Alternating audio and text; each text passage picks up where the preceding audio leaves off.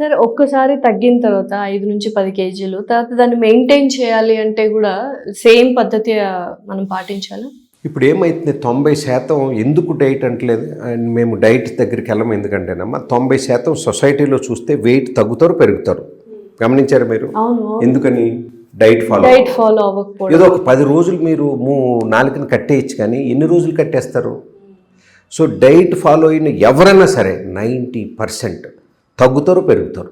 10 కేజీలు తగ్గుతారు, 12 కేజీలు పెరుగుతారు. అంటే అది ఒక స్ట్రెస్ అయిపోతుంది సార్. ఫుడ్ తినకుండా కళ్ళ ముందు నచ్చిన ఫుడ్ తినకుండా ఉండడం అనేది స్ట్రెస్ నాకైతే. నాకు ఒక హీరోయిన్ పేరు చెప్పకూడదు, ఒకసారి నా దగ్గరికి వచ్చిందాం, సార్ కొంచెం వెయిట్ లాస్ అవ్వాలి హెల్ప్ చేస్తారని అని నేను చెప్పబోతుంటే అమ్మాయి సార్ డైట్ చెప్పొద్దు సార్ నాకు. ఇది 2014లో.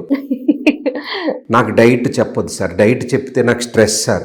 ఎందుకంటే ఒకడేమో ఇడ్లీ తినొద్దు అంటాడు, ఒకడు దోశ తినొద్దు అంటాడు, ఒకడు కొబ్బరి నూనె తాగమంటాడు.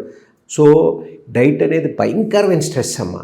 డైట్ లేకుండా యోగాతోనే మనం వెయిట్ లాస్ అనేది చేస్తాం. యోగాతోని కొన్ని సీక్రెట్స్ ఉన్నాయమ్మా. యోగాలోని ఎగ్జాంపుల్ డీటాక్స్ ఉంటుంది మాకు. శంఖ ప్రక్షాళన అనే ప్రాసెస్ నెలకు ఒకసారి చేపిస్తాం. మొత్తం ఎంటైర్ జీర్ణ వ్యవస్థను క్లీన్ చేస్తారు. Okay. Without chemicals, without anything, simple salt వాటర్తో. సో అసలు డైట్ అనే పదం లేకుండా 100% గ్యారంటీ వెయిట్ తగ్గడానికి. అసలు వెయిట్ ఎలా పెరిగామమ్మా? సింపుల్ రూల్ ఏంటంటే వెయిట్ ఎలా పెరిగాం? యాక్టివిటీ లేకపోవడం వలన, ఎక్సెస్ తినడం వలన. మేము రివర్స్ చేస్తాం అంతే.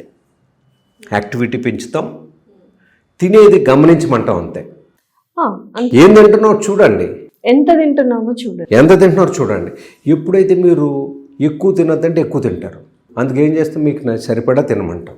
ఓకే. స్ట్రెస్ లేకుండా వెయిట్ తగ్గితే ఏమవుతుందంటే సస్టైన్ అవుతారు. మా దగ్గర మన వెయిట్ లాస్ దానికి ఉన్న స్పెషాలిటీ ఏంటంటే జనరల్గా తగ్గి పెరుగుతారు కదా, ఇక్కడ పెరగరు. ఎందుకంటే 90 రోజులు ప్రతిరోజు యోగా చేయాలి, ప్రతిరోజు వాకింగ్ చేయాలి. ఆటోమేటిక్గా అలవాటైపోతుంది.